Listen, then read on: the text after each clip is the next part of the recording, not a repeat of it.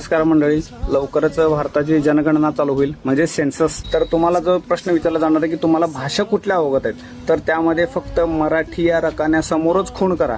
भले तुम्हाला हिंदी येऊ दे, हिब्रू येऊ दे, कुठली माया संस्कृतीतली भाषा येऊ दे, जॅपनीज येऊ दे, हरियाणी येऊ दे, फक्त मराठी या रकान्यासमोरच खूण करा। तसं नाही केलं जर तुम्ही तर तुम्हाला हिंदी येते, इंग्लिश येते म्हटलं तर तुमची गणना ही बहुभाषिक म्हणून होईल, मराठीमध्ये तुम्ही गणले जाणार नाही। मराठी भाषेचा अभिजात दर्जा टिकवायचा असेल, मराठी संस्कृती, मराठी शाळा, मराठी माती टिकवायची असेल, आपलं मराठी पण टिकवायचं असेल तर फक्त मराठी या रकान्यासमोरच खूण करा। यामध्ये भरपूर मोठं राजकारण आहे, अर्थकारण आहे। मराठी भाषेच्या संवर्धनासाठी किंवा वाढीसाठी जो काही निधी दिला जातो यामध्ये या सगळ्या गोष्टी बघितल्या जातात की किती लोक मराठी बोलतात किंवा बहुभाषिक आहेत का बाबा, किंवा खरंच मराठी आहेत, या सगळ्या गोष्टी यामध्ये बघितल्या जातात। त्यामुळे फक्त मराठी भाषेच्या रकान्यासमोरच खूण करा हा संदेश प्रत्येक मराठी माणसापर्यंत, माया बहिणींपर्यंत, ताई दादापर्यंत पोच